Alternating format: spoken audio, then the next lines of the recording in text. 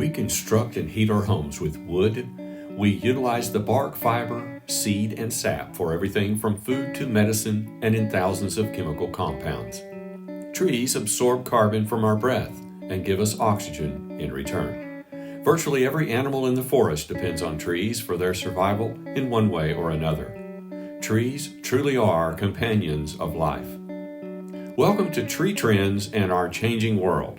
This presentation discusses the vital role of native trees in our local ecosystem. Invasive non-native plants can cause great harm to ecosystems by shedding aggressive vectors like insects and disease where local plants have no resistance. Trees and shrubs thrive in their native ecosystem because there is an established balance of immunity. It is always wise to check if a desired plant may be considered invasive before you invest or relocate a plant to a new environment. The U.S. Department of Agriculture was established in 1862. It was tasked with the emergency of securing food and fiber resources interrupted by the Civil War. Little attention was given to invasive plant concerns until after 1933 during the New Deal era. Meanwhile, untold numbers of imported invasive plants and their alien vectors that feed on them had a massive head start across North America. One of the greatest challenges for the USDA was mitigating the Great American Chestnut Disaster. Across the northeastern United States, chestnuts once fulfilled the role held by oaks across the southeast. Scientists discovered imported Chinese chestnuts carry a disease to which they had adapted. Chestnut blight, an Asian bark fungus, decimated entire forests of American chestnuts, which was a primary resource of lumber and food for both man and wildlife. Today, the U.S. Forest Service, a department of the USDA, is the primary guardian and source of guidance related to invasive plants and plant diseases. We can protect our local ecosystem by not gathering flowers or seeds of plants outside the area. Invasive plants crowd out native species. Worst still is the introduction of foreign insects or disease that can overcome native plant defenses. A short list of invasive plants include silver maple, Lombardy poplar, Japanese honeysuckle, kudzu, autumn olive, Japanese barberry, the buckhorn, Russian olive, Asian multiflora rose, the Japanese knotweed, princess tree, Chinese elm, and Japanese holly. The grandmother of all invasive plants in the Ouachitas is the privet. There are several varieties across Eurasia and China that are used as hedges. Europeans brought privet to North America early in our history. Today, privet grows wild throughout the valleys of the Ouachita Mountains. It crowds out plants such as blackberries and greenbrier. These provide important food sources for deer and other fur-bearing animals. Privet berries are plentiful, but mildly toxic to humans, pets, livestock, and most fall fur-bearing animals. Their primary redeeming quality is providing some winter nutrition for wild birds. Another invader gaining ground in Arkansas is the Chinese tallow. In the mid-1700s, the tallow was introduced to America for use in the soap industry. Each fall, tallows put on a brilliant show of vibrant colors. This lures unsuspecting plant lovers to adopt one for themselves. Clusters of 3 large white seeds give the tallow an alternate name as the popcorn tree. Unfortunately, tallows have spread across 16 states, including 18 counties in Arkansas. Each tree can produce up to 100,000 seeds with a high rate of viability. The tallow has almost no natural enemies because its sap is toxic to most animals. The end result of a tallow thicket is an area with almost no plant diversity.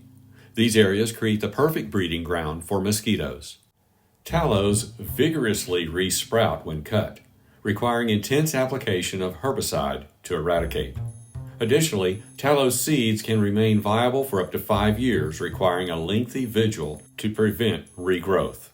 Other invasive trees, like the mimosa from Iran, are short-lived due to insects boring under their thin bark. Although vulnerable, they are still considered invasive. Mimosas seldom live more than 6 to 8 years, but their prolific seed will sprout next to buildings, in flower beds, and forest areas. The infamous Bradford pear was introduced in the 1960s as an easy-to-grow ornamental with showy white flowers. Bradfords have a growth habit that's highly susceptible to wind and ice damage. The cultivar is actually from the invasive Chinese calorie pear, brought to America more than a century ago. Although disease-resistant, they tend to cross easily with other pears. The result is wild, thorny trees with inedible fruit and stinky flowers. Eradicating Bradfords is challenging due to the resprouting tendency that often requires several applications of herbicide. Inexplicably, Bradfords are still sold at garden centers and nurseries. This provides the perfect example of buyer beware. When it comes to plants, we should always learn about them before we buy.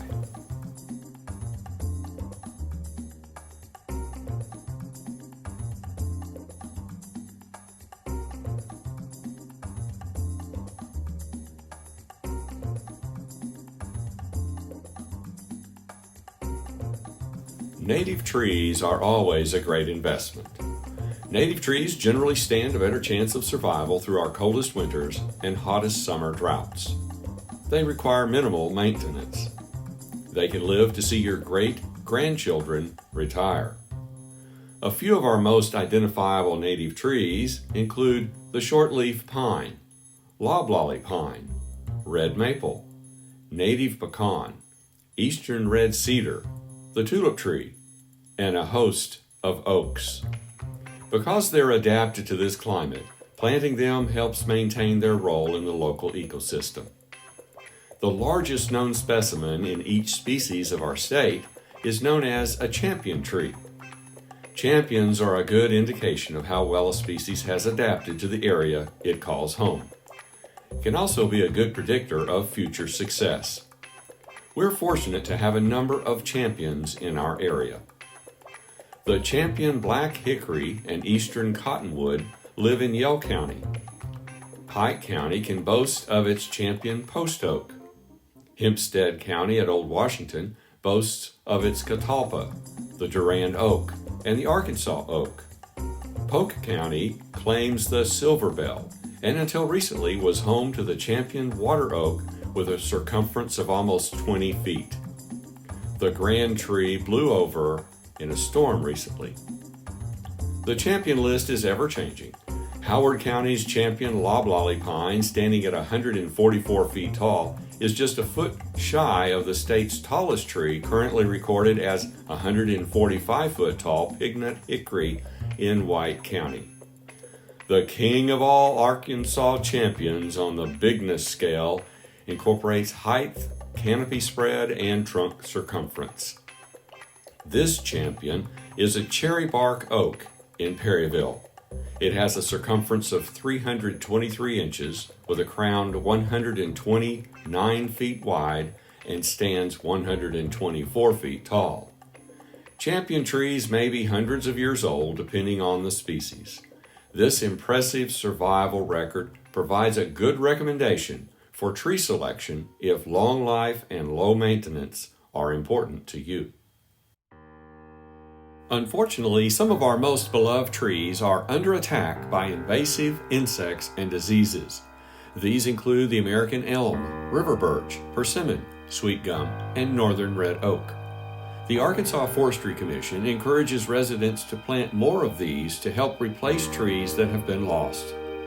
Variable weather conditions with extreme drought or cold can weaken trees, making them more susceptible to predation by insects and fungal infection. Unfortunately, native ash trees may be a lost cause in the short term. Planting ash trees is not recommended in Arkansas at this time. Emerald ash borers were first discovered in Michigan near Detroit in 2002. It is believed the Asian emerald borers likely escaped auto industry packing materials. A constant flow of containers travel from China, Japan, and Korea to Detroit. Asian ash trees have resistance to emerald borers, but North American ash have almost no resistance.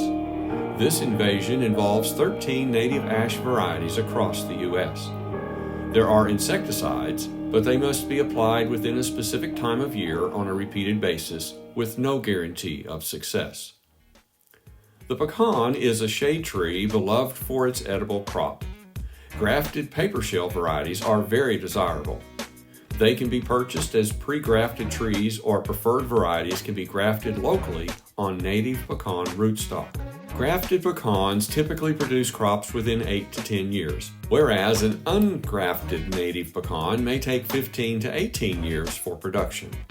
With adequate moisture and nutrition, pecans have an average lifespan of 60 to 100 years and can produce abundant crops for decades. There are roughly 15 species of oak trees in Arkansas. Acorns are among the most important wildlife food sources. Native forests cover 60% of the land area of our state, making a healthy oak population a vital portion of our forest ecosystem. The maple leaf oak is a low-maintenance ornamental tree. Maple leaf oak is our only native oak found naturally in the Ouachitas and nowhere else. It grows about 40 feet tall and 40 feet wide. Maple leaf oak is a topic of conversation on many botanical garden websites, yet availability remains elusive. If you're interested in planting native Arkansas trees, just search for the Arkansas Forestry Commission website. You will find native seedlings in bundles of 25 or 100. Beautification and wildlife bundles are available, featuring a mix of native tree seedlings in bundles of 10. All should be ordered a season in advance. For native tree and shrub seeds, check out the Louisiana Forest Seed Company. Their online seed orders are easily placed at lfsco.com. Thanks for watching. Please spread the word about the lasting value of native trees and shrubs. Look for this and other videos from Avalon Keep on YouTube and Facebook.